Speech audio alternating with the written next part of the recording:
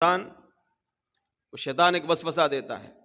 بعض اوقات لوگ سوال بھی کرتے ہیں اللہ تو غفور الرحیم ہے، اللہ کریم ہے، اللہ 70 ماؤں سے بڑھ کر پیار کرتا ہے.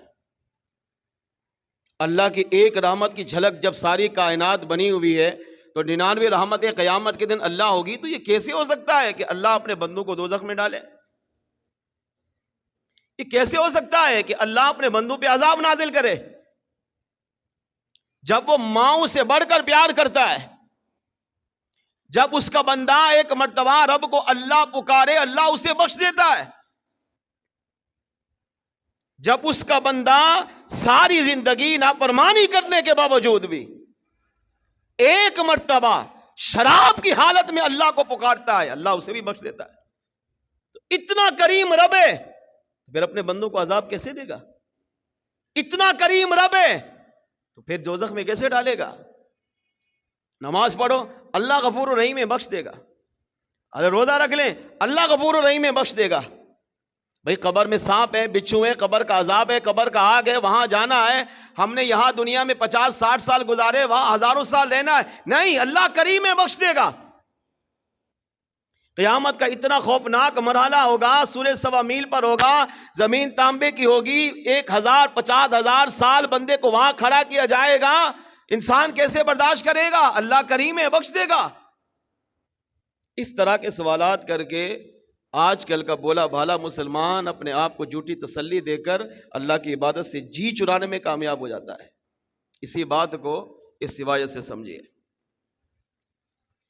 سیدنا سعید بن جبیر رحمت اللہ تعالی علیہ فرماتے ہیں بنی اسرائیل کے لوگ اللہ کے نبی موسیٰ علیہ السلام کی بارگاہ میں حاضر ہوئے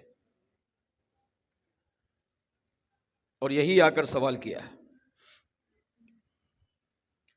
عرض کیا اللہ کے نبی اللہ نے مخلوقات کو پیدا کیا، 18,000 جہان بنائے، 18,000 مخلوقات بنائی. انہی مخلوقات میں اللہ نے اپنی ایک رحمت کو تقسیم کیا. ٹھیک ہے، تو یہ دنیا کی ساری محبتیں، دنیا کے سارے اخلاق، دنیا کے سارے پیار رب کی محبت کا ایک جلوہ ہے، اللہ کی رحمت کا ایک نظارہ ہے. آپ نے فرمایا ٹھیک. تو قوم نے کہا پھر یہ کیسے ہو سکتا ہے کہ جو رب اپنی ایک رحمت کو پوری مخلوقات میں تقسیم کر کے اپنا نظارہ بھی دکھائے، 70 ماؤں سے پیار بھی کرے، پھر بھی اللہ اپنے بندے کو عذاب دے؟ یہ کیسے ہو سکتا ہے؟ اللہ کے نبی موسیٰ علیہ السلام نے فرمایا اس کا جواب میں اپنے رب سے لے کر دوں گا. کوہ طور پر تشریف لے گئے. توجہ کیجئے گا، انتہائی ایمان افروز روایت ہے. اللہ سے ہم کلام ہوئے، راز و نیاز کی باتیں کی. باتیں کرتے ہوئے قوم کا سوال یاد تھا تو اللہ کی بارگاہ میں یہ سوال پیش کیا، اے اللہ تو 70 ماؤں سے بڑھ کر پیار کرتا ہے؟ فرمایا ہاں. اتنی بڑی مخلوق بنائی ہے، ان ساری مخلوقات میں اپنی ایک رحمت کو تقسیم کیا؟ فرمایا ہاں. قیامت کے دن 99 رحمتیں تو نے آخرت کے لیے باقی رکھی؟ فرمایا ہاں. تو عرض کیا مولا میری قوم پوچھ رہی ہے کہ پھر یہ کیسے ہو سکتا ہے کہ جو رب ایک رحمت کا نظارہ ساری کائنات کی محبت کو بنائے، 99 رحمتیں قیامت کے دن کے لیے رکھے، 70 ماؤں سے بڑھ کر پیار کرے، اس کا گناہگار بدکار بندہ ایک بار آ کر اس سے معافی مانگے تو اللہ بخش دے؟ جو رب اتنا کریم ہے، اتنا رحیم ہے، اتنا غفور و شکور ہے، اتنی رحمتیں اپنے بندوں پہ نازل کرتا ہے، تو میری قوم پوچھ رہی ہے کہ پھر یہ کیسے ہو سکتا ہے کہ رب اتنا کریم ہو کر اپنے بندوں کو عذاب میں مبتلا کرے؟ اس کا جواب، اس کا حل ارشاد فرمائیے. اللہ کریم نے ارشاد فرمایا پیارے موسیٰ گھر جائیے، جا کر کھیتی باڑی کیجیے، پھر اس کا جواب میں آگے دوں گا. موسیٰ علیہ السلام واپس آئے، کچھ لوگوں کو ساتھ لیا، زمین کو تیار کیا. اس زمانے کے اعتبار سے جو بھی آلات تھے، اسباب تھے، زمین بنائی، اس کو نر و مناسب کیا. پھر اس میں گندم کا بیج ڈالا، اس کو پانی دیا.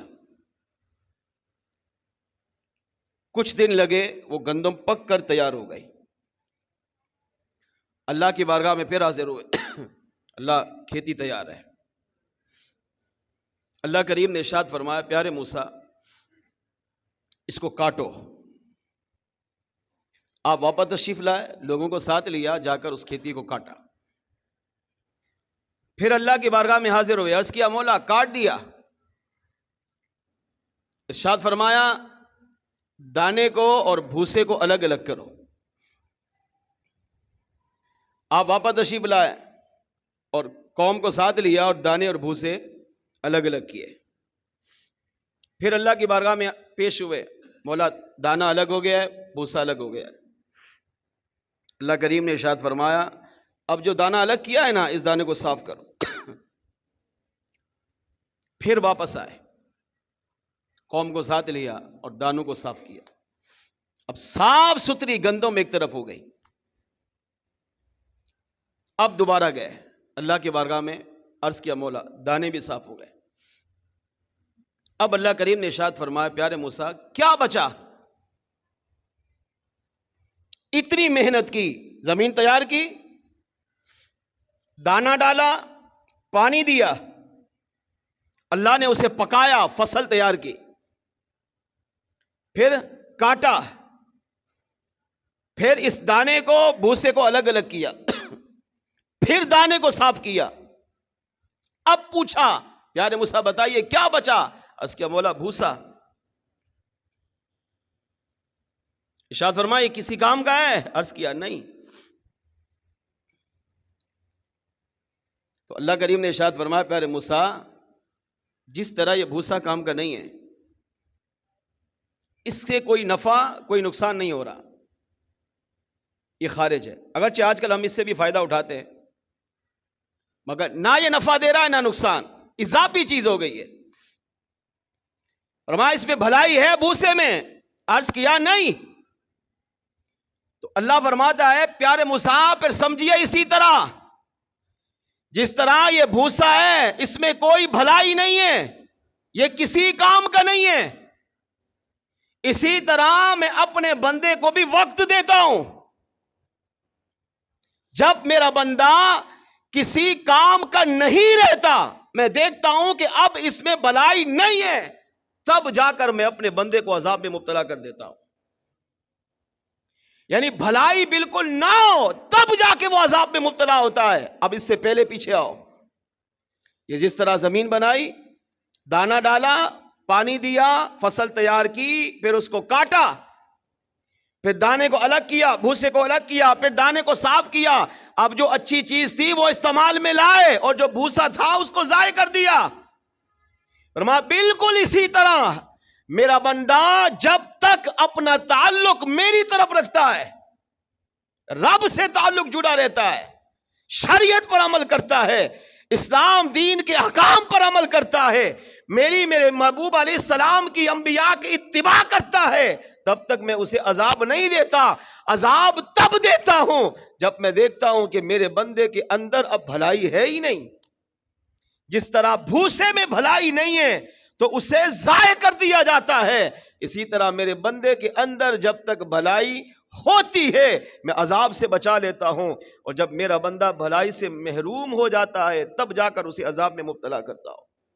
اس سے پتہ چلا کہ اگر مسلمان رب سے تعلق جوڑ کے رکھے، اللہ غفور الرحیم ہے، اللہ شکور ہے، اللہ ستار ہے، اللہ عالم الغیب ہے، نہیں ہے اس کا انکار. اللہ 70 ماؤں سے بڑھ کر پیار فرماتا ہے، اس کی ایک رحمت کائنات کی ساری محبتوں کا جلوہ ہے، قیامت کے دن 99 رحمتیں بندوں پر برسائے گا، اس کا کوئی انکار نہیں ہے. مگر شرط یہ ہے کہ بندہ ساری زندگی اپنے رب سے اپنا تعلق مضبوط رکھے.